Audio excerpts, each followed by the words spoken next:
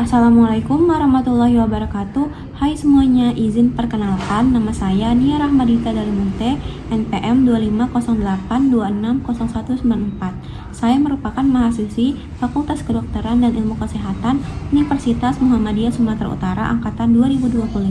Pada video kali ini, izinkan saya untuk mempresentasikan tugas blok Embryology and Genetics. Dan topik yang akan saya presentasikan ialah mengenai embryogenesis. Di sini saya akan menjelaskan mengenai proses embryogenesis atau proses perkembangan embrio manusia.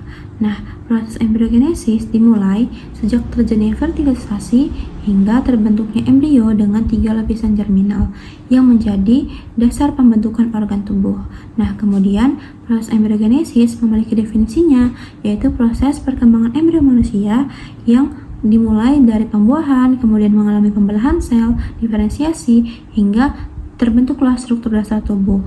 Proses ini dapat dikatakan menjadi proses yang sangat penting karena pada tahap inilah pola tubuh serta sistem organ ditentukan secara permanen, dan gangguan kecil yang terjadi pada tahap ini dapat menimbulkan kelainan bawaan dan sebagainya.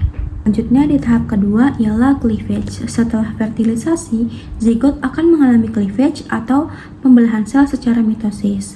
Dan proses ini dapat dikatakan menjadi proses yang unik dikarenakan jumlah selnya bertambah tetapi ukuran embrionya tidak bertambah. Dan sel-sel dari hasil pembelahan ini disebut dengan blastomer, sehingga dapat dikatakan pada proses cleavage ukurannya yang tidak bertambah tetapi jumlah selnya yang bertambah. Tahap ketiga yaitu morula. Hasil dari cleavage akan membentuk morula, yaitu embrio berbentuk bola padat yang tersusun dari banyaknya sel, dan morula masih dalam perjalanan menuju uterus, sehingga pada tahap morula dapat dikatakan menjadi tahap transisi dalam pembentukan menuju blastula. Kemudian di tahap keempat ialah blastula atau blastokista. Morula kemudian berkembang menjadi blastula atau blastokista yang ditandai dengan pembentukan rongga embrio. Pada tahap inilah sel kemudian akan dibagi menjadi 2 bagian penting, yaitu embrioblast yang akan menjadi embrio dan trophoblast yang akan membentuk plasenta. Tahapan ini menjadi tahapan yang sangat penting karena berkaitan dengan proses implantasi. Di tahap kelima ialah gastrulasi. Gastrulasi juga merupakan salah satu tahapan paling penting dalam embryogenesis. Pada tahapan ini terbentuklah 3 lapisan germinal yang terdiri dari ectoderm, mesoderm, dan endoderm.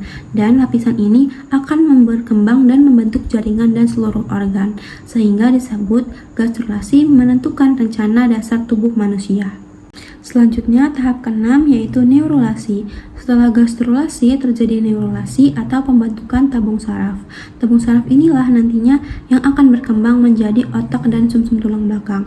Dan jikalau ada terjadi gangguan pada tahap ini akan menimbulkan gangguan seperti spina bifida.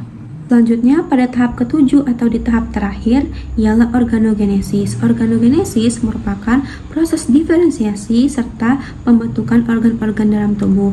Tahap ini berlangsung terutama pada minggu ke-4 sampai minggu ke-8 kehamilan dan merupakan periode yang sangat sensitif terhadap zat teratogen seperti contohnya obat-obatan, alkohol, serta infeksi yang dapat mengganggu organogenesis. Dari penjelasan tersebut, saya menggunakan 5 referensi yang berasal dari buku dan jurnal, dan 3 diantaranya yaitu pertama, Rosen G. N.